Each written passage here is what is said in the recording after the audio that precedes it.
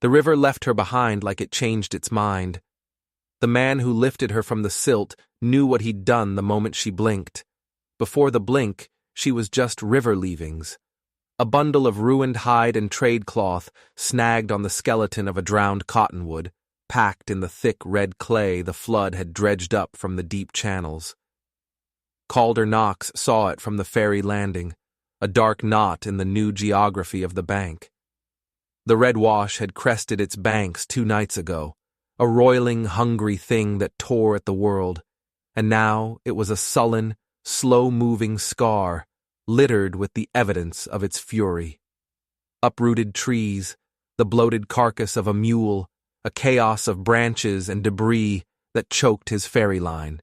He'd been working since sunup with pole and rope, clearing the path his life depended on. The river gave, the river took. He was the tollman between its moods. He poled his flat-bottomed skiff closer, the wood scraping against the grit suspended in the water. The bundle was bigger than it looked from the landing, heavy-looking, probably some poor homesteader's goods washed out from a wagon. He nudged it with the pole. It was dense, solid. Mud had worked its way into every fold, sealing it. He grunted, leaning over the side, his boots slipping on the wet planks. He hooked his fingers under the stiff, cold wrappings and pulled. It came free with a wet, sucking sound that seemed to pull at his own lungs. The weight of it nearly tipped him into the murky water. He wrestled it aboard, where it landed with a thud that was too soft for a crate, too hard for just cloth. He knelt. The air was thick with the smell of wet earth and decay, the smell of the red wash's gut. His hands, calloused and stained from rope and tar, worked at the bindings. They were stiff with dried mud. He used the tip of his skinning knife, slicing through the swollen leather cords. He peeled back a layer of hide, then another of wool. The colors bled out to a uniform river brown. Inside, the packing was finer, softer, a kind of felted rabbit fur, and it was here the mud had been stopped. It was damp, but not soaked through, and in the center of the nest was a child. He thought it was dead. Of course it was dead. The skin was the color of old bone, tinged with a faint bruised blue. The face was serene, ancient, the features small and perfect. Dark hair was plastered to its scalp. A girl. He could see the delicate line of her jaw, the impossible stillness of her lips. A profound silence emanated from the bundle, the same final silence he had delivered himself more than once. He felt a familiar hollowness in his own chest, the quiet that comes after the last echo of a gunshot fades.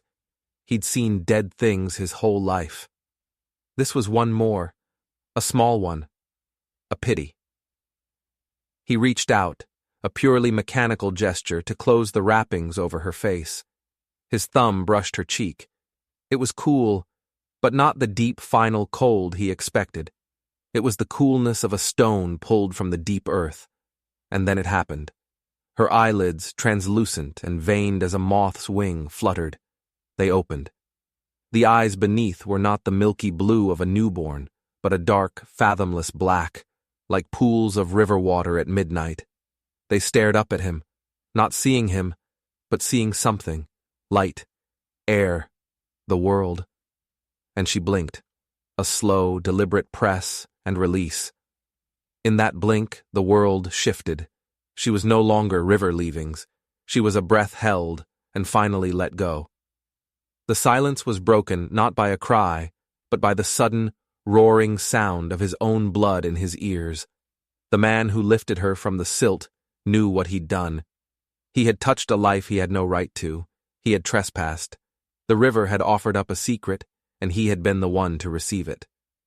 He looked at her, truly looked, and saw the faint, rhythmic shudder in her tiny chest.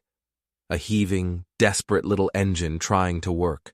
Her ribs, fragile as a bird's, were fighting. He saw something else then, something he'd missed. Tied around her ankle with a strand of sinew was a single iridescent black feather. A crow's feather, or a raven's. It was sleek and perfect, untouched by the mud and water, as if it belonged to another world entirely. It was a mark, a name, a prayer. He didn't think. Thought was a luxury he'd given up long ago. He acted. He gathered the bundle, the impossible weight of it, the impossible life of it, into his arms. He held her against his chest, shielding her from the weak sun, and felt the faint tremor of her breathing against his own ribs. He poled the skiff back to the landing, his movements clumsy, his heart a frantic drum against his spine. The ferry, his cabin, the whole damn river. It all looked different now, alien. He had brought something back from the dead, and in doing so, had buried himself a little deeper. The cabin was one room, built of cottonwood logs he'd snaked from the river himself. It smelled of wood smoke, bacon grease, and solitude. He laid her on his cot, the rough wool blanket a stark contrast to her pale skin. He fumbled, a man whose hands were made for reins and rifles, now tasked with grace. He unwrapped her completely, peeling away the damp layers until she lay naked and shivering in the cool air. She was impossibly small. He could span her entire chest with one hand.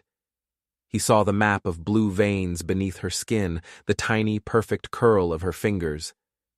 She didn't cry. She just watched him with those dark, ancient eyes, her breath a tiny, rattling flag of surrender.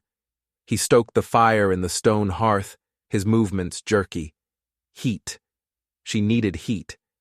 He filled a pot with water and set it near the flames, then found the softest of his worn-out shirts and tore it into strips. He dipped one in the warm water and began to clean her, gently wiping away the last of the river mud from the creases of her neck, the folds of her thighs, the spaces between her toes. His touch was hesitant, afraid of his own strength. He was a man made of rough edges, of scars and calluses. He was not meant for this. With every stroke, he felt as if he were wiping away a layer of his own skin, exposing something raw and unprepared. The feather. He untied it carefully from her ankle. The sinew was drawn tight against her skin, leaving a faint white line. He held the feather in his palm. It was a question he had no answer for. He set it on the rough-hewn mantelpiece above the fire, where it stood out, a stark, black slash against the gray stone. She needed to eat. He had nothing. Salt pork, hardtack, coffee, whiskey. The diet of a man waiting for the end. He remembered the nanny goat he'd won in a card game from a freighter captain, a scrawny, ill-tempered thing he kept tethered behind the cabin for the novelty of it. He'd never bothered to milk her. He grabbed a tin cup and went out into the gray afternoon. The goat, whose name was Damnation, fought him, kicking and bleeding, but he was stronger than she was stubborn. He managed to squeeze a few ounces of thin, bluish milk into the cup. Back inside, he soaked a corner of the cloth in the milk and held it to her lips. She turned her head away at first, her mouth a tight line. He persisted, his patience a foreign, brittle thing. He squeezed a drop onto her bottom lip. She tasted it. Her mouth opened, a tiny, dark O. He squeezed again. She began to suck, a weak, fluttering pull that sent a jolt straight through his hand and up his arm. It was the most intimate contact he'd had with another living being in a decade. It felt like a theft. He was stealing this life sip by sip from the river that had tried to claim it. He sat there for what felt like hours, feeding her, drop by drop, until the cup was empty and she was asleep. Her breathing had evened out, the rattle gone. A faint pink had crept into her cheeks. He wrapped her in another old shirt and laid her back on the cot, placing her in the hollow his own body had made in the thin mattress. He stood over her, a massive, silent shape in the flickering firelight. The cabin felt smaller, crowded by the presence of this one. Tiny life. The familiar shadows on the walls seemed to shift, to take on new forms. He looked at his hands. They had dug graves. They had pulled triggers. They had held the hot, smooth stock of a cavalry carbine and felt the kick of it as it ended a man's argument with the world. Now they had cleaned mud from a baby's skin and coaxed milk into her mouth. He didn't feel cleansed. He felt dirtier than ever before. This wasn't redemption. Redemption was a story preachers told. This was a consequence. The river had seen the ledger of his life and had made an entry, a debt he would now have to pay in sleepless nights and clumsy care. He stepped outside and walked to the river's edge. The water flowed slow and red-brown, thick with the land it had consumed. It held its secrets close. He looked across to the far bank, to the dark line of trees and the empty plains beyond. He had crossed that river a lifetime ago, coming from the west, a man in a blue uniform with a government-issue rifle and a belief in the straightness of lines on a map. He had left part of himself over there, the part that could believe in such things. He had come back with a weight in his soul that the current of the red wash could never carry away. He had shot a man in the back, not in the heat of battle, not in a desperate charge. He had shot him during a parley, a surrender. The man had been walking away, his hands raised, a chieftain. He'd worn an eagle feather in his hair, not a crow's. Calder had been ordered to hold his fire. The treaty was being honored, but he had seen the way the chieftain looked at them, not with fear, but with a pitying contempt. Calder had raised his carbine, sighted on the man's spine, and erased that look from the world. No one had seen him do it in the confusion. No one but him. The man had fallen without a sound, face first into the dust of his own land. Calder had felt the recoil, a sharp, clean shock. And then, nothing. Just the quiet work of digging another hole. Now, years later, the river had given him this. A child with a feather tied to her ankle. A life for a life? No, it wasn't that simple. The universe wasn't a tidy bookkeeper. This was something else. A haunting. A living, breathing ghost delivered to his door. He looked back at the cabin, a single point of warm light against the encroaching dark. He had a choice. He could take her downriver to the settlement at Three Forks, leave her on the steps of the church. He could give her away, or he could keep her. He could accept the judgment of the river. He knew, with a certainty that settled deep in his bones, that he would keep her. Not out of love, not out of pity. He would keep her because he was a condemned man, and she was his sentence. He would raise her in the shadow of the act that had hollowed him out. He would feed her and clothe her and watch her grow, and every breath she took would be a reminder of the breath he had stolen. The river had left her behind, but it had chained her to him. He went back inside, bolted the door, and sat in the chair by the fire, watching her breathe in the dark. He called her Ona. It wasn't a name from any people he knew. It was just a sound, a low, soft syllable that felt like it came from the earth. Ona. It suited her quiet, watchful nature. The days bled into weeks, the weeks into the slow turn of a season. The red wash receded to its usual sluggish pace, the scar tissue of the flood slowly covered by new reeds and willow shoots. Calder's life found a new, strange rhythm. It was a rhythm dictated by Ona's needs. The goat, Damnation, became a reluctant partner in the conspiracy of her survival. His trips to Three Forks for supplies changed. He bought flour and sugar now, and once, awkwardly, a bolt of soft flannel from the dry goods store, enduring the shopkeeper's knowing smirk. He built her a cradle from the wood of a lightning-struck pecan tree, sanding it smooth until his fingers were raw. He hung it from the rafters with new rope so it would sway with the gentle movements of the cabin, a constant soothing motion. He would lie on his cot at night and watch the cradle swing in the half-light, a tiny pendulum marking a time he could no longer measure by sunrises and ferry crossings alone. Ona rarely cried. It was her silence that unnerved him most. When she was hungry, she would make a small, insistent noise in her throat, a little clicking sound. When she was uncomfortable, she would squirm and stare at him with an intensity that felt like an accusation. Her eyes were always on him. dark, knowing eyes that seemed to see right through the calloused flesh to the rotten timber of his soul. He never spoke to her, not in the cooing, nonsensical way people spoke to babies. He spoke to her like he spoke to the river, in grunts and single words.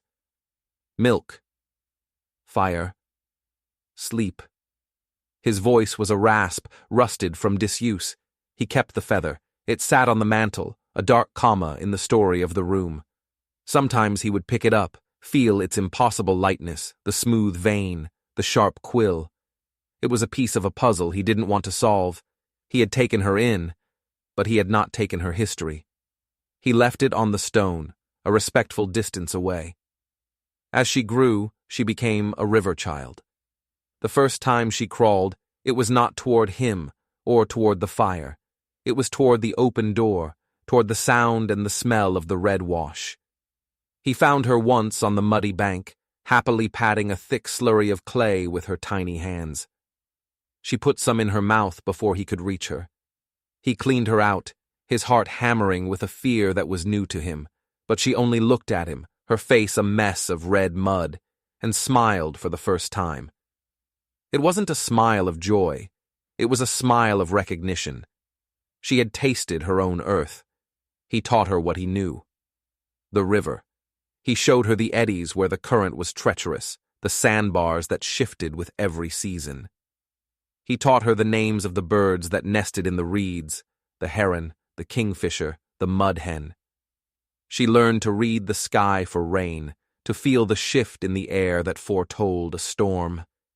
She learned silence and patience from watching him. She would sit for hours on the ferry as he pulled it back and forth, a small, still figure, her dark eyes scanning the water.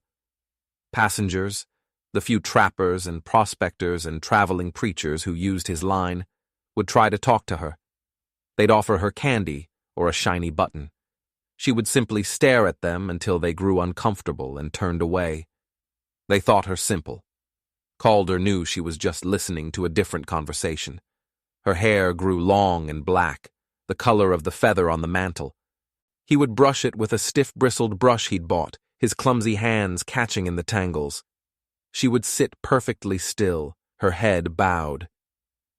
In these moments, a strange, painful tenderness would rise in his chest, a feeling so foreign he would have to crush it down, push it away. Tenderness was a lie. He was her warden, not her father. This was a penance, not a family. One summer, when she was perhaps 4 years old, he measured her age by floods and freezes, not by calendars. A traveling tinker came through. His name was Phineas Cobb, a man with a cart full of pots, pans, and gossip from every corner of the territory. Phineas had a mouth that never stopped moving and eyes that missed nothing.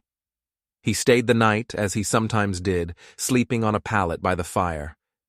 He saw the feather on the mantel. "That's a fine-looking feather," Phineas said, pointing with the stem of his pipe. "Don't see many of them ravens this far south of the Cimarron Bluffs." Calder grunted, not looking up from the knife he was sharpening. "Puts me in mind of the Ashkai," Phineas went on, undeterred by the wall of silence. "The river people, some call 'em. They hold the raven sacred, tie 'em to their dead, so the soul don't get lost if it's taken by water. A marker, they call it, a sign for the river to know what it's carrying." Calder's hand stopped moving. The scraping of steel on stone ceased. The silence in the cabin became a living thing, heavy and suffocating. Ashkai. The name hit him like a physical blow. He knew that name. It was the name of the people whose land he had stood on, whose chieftain he had. Phineas, oblivious, took a pull from his pipe. Proud people. Stubborn. Had a bad run-in with the cavalry some years back, up on the Salt Fork. A parley went sour. Their chieftain, a man named Kalen, was killed. A real shame. They say he was a good man, trying to keep the peace. After he fell, the tribe scattered.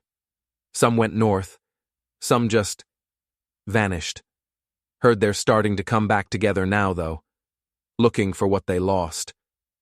Calder stared into the fire, his face a mask of stone. The knife in his hand was cold and heavy as a pistol. Kaelin. The name was a key, and it unlocked a memory he had buried in the deepest, muddiest part of his mind. The white flag, the chieftain turning his back to walk away, the contemptuous pity in his eyes, Kaelin, and then the rifle bucking against his shoulder. He looked over at Ona, who was asleep in her cradle, her small face peaceful. The feather on the mantle seemed to pulse with a dark light. Ash-Kai. A sign for the river to know what it's carrying. The river had known. It had carried her south, away from the violence, away from the scattered tribe, and it had delivered her to the man who had made her an orphan. Phineas finally seemed to notice the crushing weight in the room. He cleared his throat. Well, just an old tinker's story. He knocked his pipe out on the hearthstone. Pay it no mind. But Calder was paying it mind. He was paying it all the mind he had.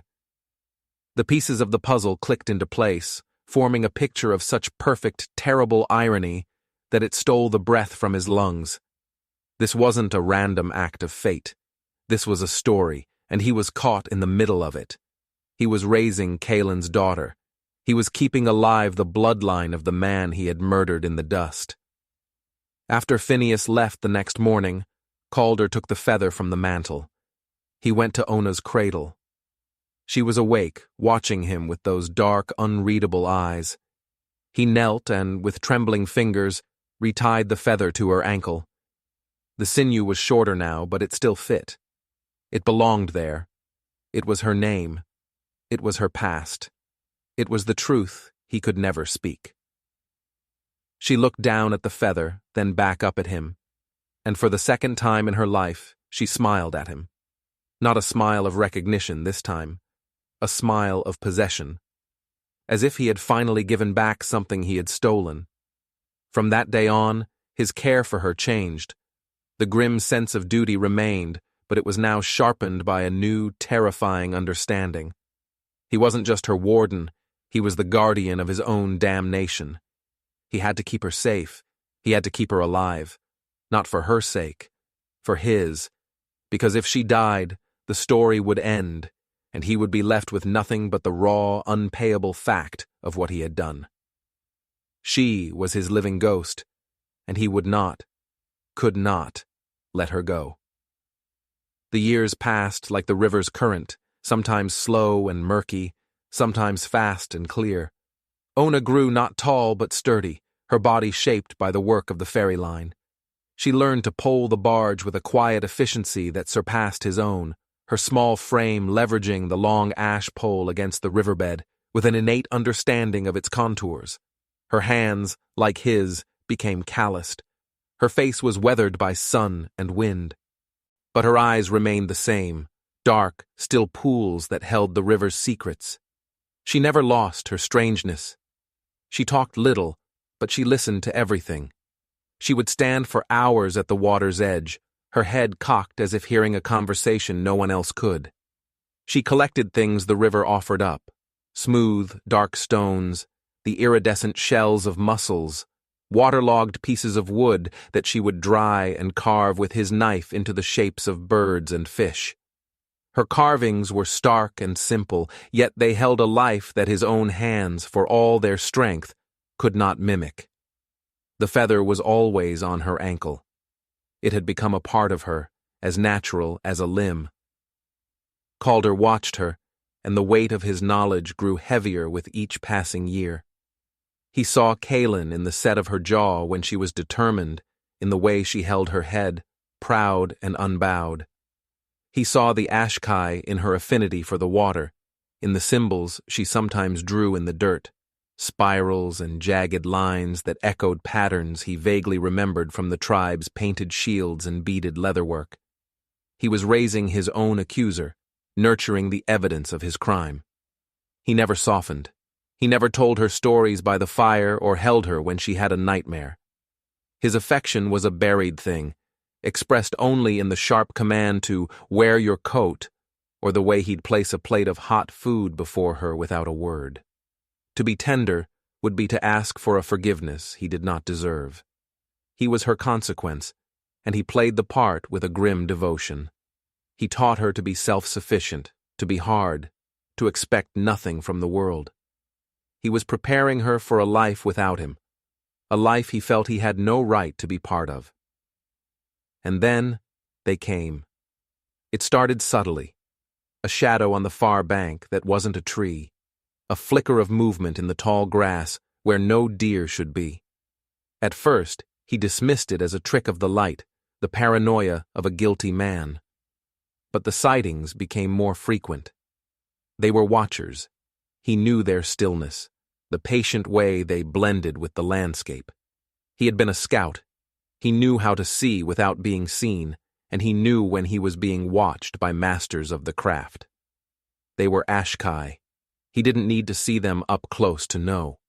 He could feel their presence like a change in barometric pressure. They had found her scent. After all these years, they had followed the ghost of Kalen's bloodline to his door. He didn't tell Ona. What could he say? The people of the man I murdered are on the far shore, and I believe they have come for you. He just became more vigilant, his old cavalry instincts flaring back to life. His eyes constantly scanned the opposite bank. He slept with the greener shotgun by his cot, a habit he'd long since abandoned. He was not afraid of a fight. He was afraid of the truth. He was afraid of the choice they would force upon him. Ona sensed the change. She saw the new tension in his shoulders, the way his gaze never rested, and she, too, began to watch the far bank. But her watching was different from his. His was the wary scan of a cornered animal. Hers was the focused gaze of someone waiting for an expected visitor. She started spending more and more time by the river, not playing or working, but just sitting, the feather on her ankle sometimes dipping into the water as if testing it. She began to hum. It wasn't a tune he had ever heard, a low, repetitive chant that seemed to rise from her chest without conscious thought. It was the sound of a memory awakening. The watchers never showed aggression. They were a presence, a statement. We are here. We know. For weeks, it was a silent standoff across the width of the Red Wash. Calder's ferry line became a no-man's land. The few travelers who came through felt the tension, the palpable weight in the air, and they hurried on their way. The world had shrunk to the width of the river, a space charged with a decade of unspoken history. One morning, the waiting ended. 3 figures stood on the far bank, not hiding, but in the open. They hailed him, not with a shout, but by raising their hands, palms open. It was a sign for parley, the same sign he had once betrayed. His blood ran cold. This was it. The bill was due. He looked at Ona. She was standing by the cabin door, her face impassive. She knew. Of course she knew. He untied the ferry, his hands feeling clumsy and slow. He poled the barge across the current, every pull of the pole an act of immense effort, as if he were dragging the weight of his entire past with him. As he neared the bank, he could see them clearly. An old man, his face a beautiful mask of wrinkles, holding a long, unadorned staff. A young man with the hard, proud look of a warrior, his arms crossed over his chest. And a woman. She was perhaps Calder's age, her black hair streaked with gray, her face a study in sorrow and strength. It was her eyes that held him. They were dark and piercing, and they were Ona's eyes. He brought the ferry to a gentle stop against the muddy bank. No one spoke. The silence was absolute, broken only by the lapping of the water and the cry of a distant hawk. The woman's gaze swept over him, missing nothing, judging everything. Then her eyes fixed on his cabin on the other side. "You are the ferryman," she said. Her voice was low and clear, carrying easily across the water. It was not a question. "I am," Calder rasped. "For 12 winters, a scent has been lost on the wind," the woman said, her voice gaining a rhythmic, formal quality. "The scent of Kalen's blood. We followed it when the streams ran dry in the north. We followed it when the winds blew from the south. It led us here, to this river." Calder said nothing. He stood on his ferry, a man trapped between two shores, his pole held tight in his hand. The old man spoke then, his voice like the rustle of dry leaves. The river takes what it is owed, but sometimes, if a debt is paid, it gives back. A feather was tied, a prayer was made, a prayer for the water to keep a soul safe until it could be reclaimed. The woman's eyes locked back on Calder. "You have a girl in that cabin?" "I do," Calder admitted. The words felt like stones in his mouth. "She carries our scent," the woman stated. "She carries my brother's face. She is Ashkai. She is ours." There it was. The claim, not a threat, not a negotiation, a statement of fact as solid and immovable as the earth beneath their feet. They weren't here for revenge. They were not here to kill the man who had killed their chieftain. That was a ghost for him to live with. They were here for the future. They were here for Ona. Calder looked at the woman's face, at her eyes, and he saw a mirror of the girl he had raised. He saw the truth of her claim. He had known this day would come. In a way, he had been waiting for it since the moment she blinked. He had been a caretaker, a guardian of a life that was never his to keep. His role was over. He had no right to refuse. To fight them would be to commit the same sin all over again, the sin of believing he had the right to decide another's fate, to erase a people's claim to their own blood. He had stolen a father. He would not steal a daughter. "Wait," he said, his voice raw. He turned the ferry and began to pole his way back to the home shore. The journey back was heavier than the one across. He was returning to deliver the verdict. Ona was waiting for him at the landing. She had not moved.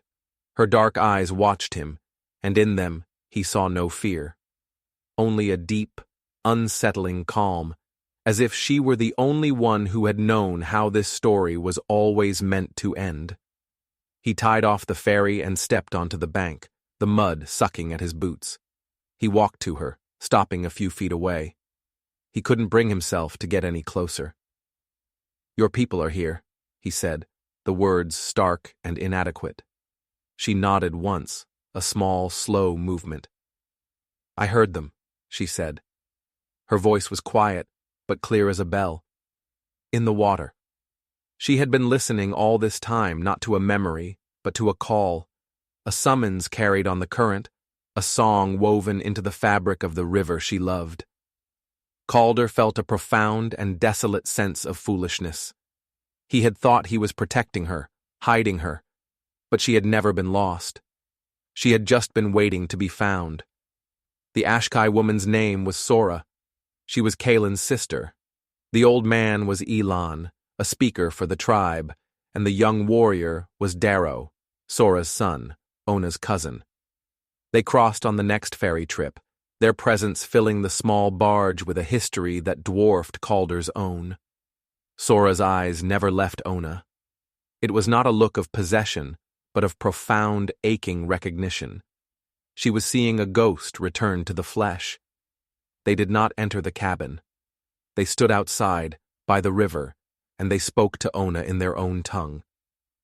It was a language of soft consonants and long, liquid vowels, a language that sounded like the river itself. Calder stood apart, by the cabin door, a spectator to the unraveling of the life he had built. He could not understand the words, but he understood the meaning. He watched as Ona, who had spoken so little in her life, answered them. The words came to her hesitantly at first, like a forgotten path found again in the dark, then with more and more confidence. She was speaking her own language. She was remembering who she was.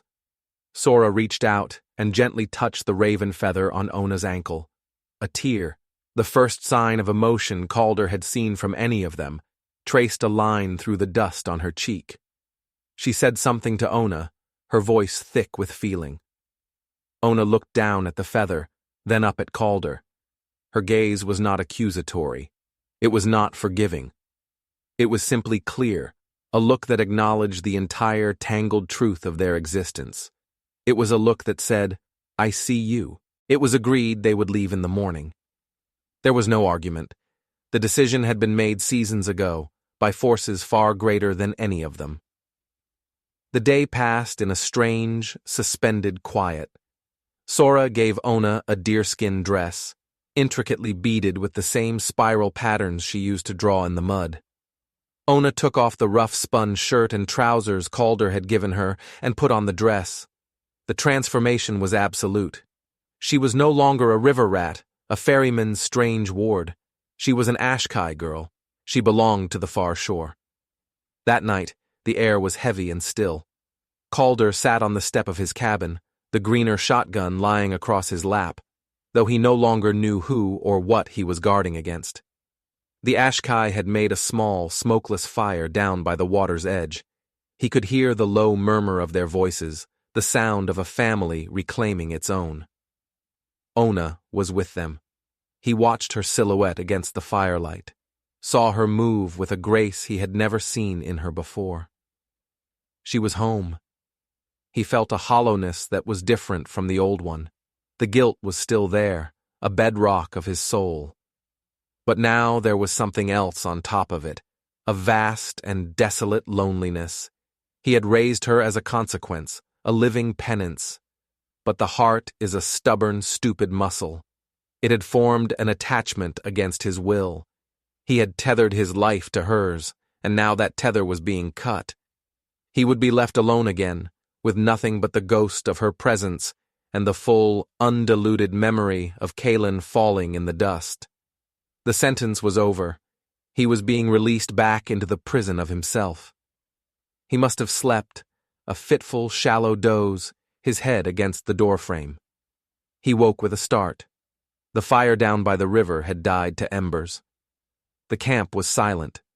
The moon was high and cold, casting a silver path across the red wash. He looked for Ona among the sleeping forms and did not see her. Panic, cold and sharp, seized him. He stood up, his hand gripping the shotgun. Had she run? Had she changed her mind? He scanned the darkness, his scout's eyes probing the shadows. And then he saw her. She was not running. She was walking, slowly and deliberately, away from the camp, away from the cabin. She was walking back toward the river. Not to the ferry landing, but further down, to the tangled skeleton of the old cottonwood tree, to the place where the mud had given her up.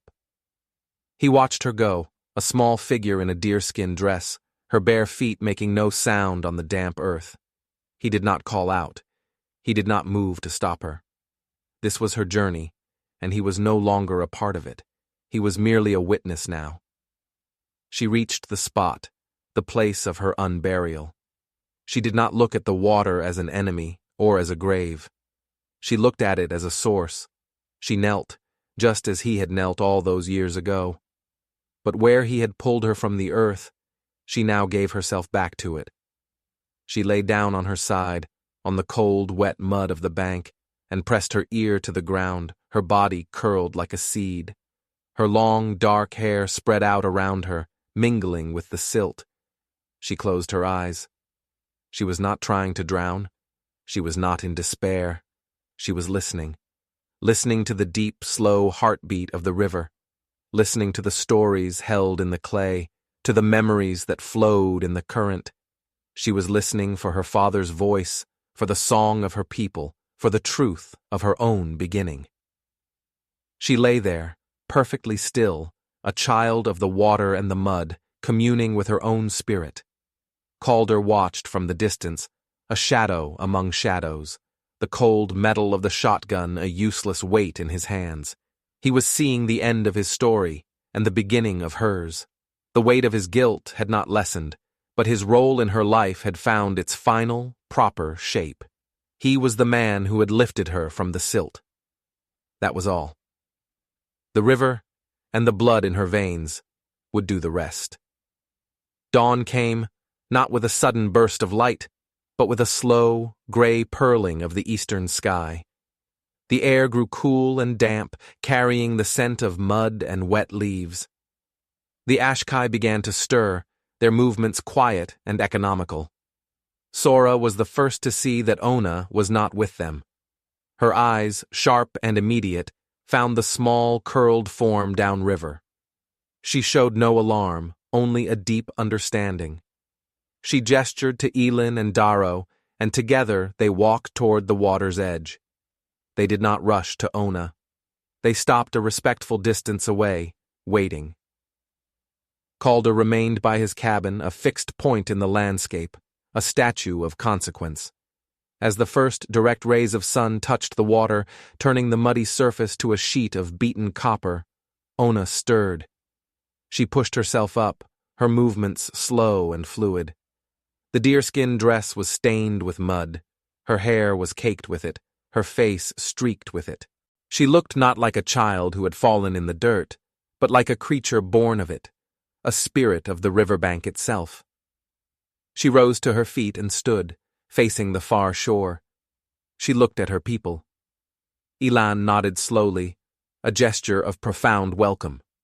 Sora's face was unreadable, a mask of deep emotion.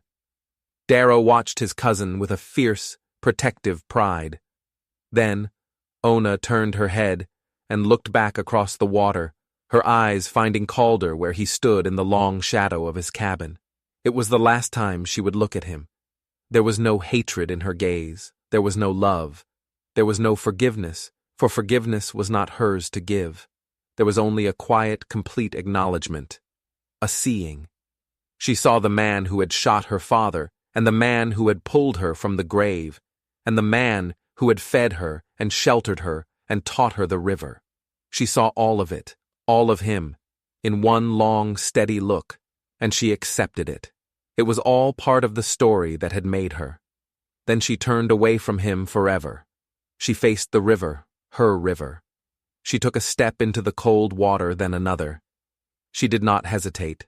The water swirled around her ankles, then her knees, her waist. She was not swimming. She was walking, her feet sure on the shifting bed of the red wash, as if following a path only she could see. She waded deeper, her head held high, the rising sun catching in her dark, wet hair. Sora and the others waded in to meet her, forming a silent, solemn escort. They closed around her, and together, the family made of ghosts and survivors moved toward the far bank. Calder Knox stood and watched until they were gone. He watched as the small figure of the girl he had called Ona disappeared into the embrace of her people, into the landscape of her home. The last thing he saw was a glint of black against the brown water, the raven feather on her ankle, catching the morning light one final time before she stepped onto the shore and was lost to his sight. The river flowed on, red and slow, empty. He was alone again, truly alone. The sentence was served. The consequence was complete. The ending did not belong to him. It never had. It belonged to the girl, and she had just walked into it.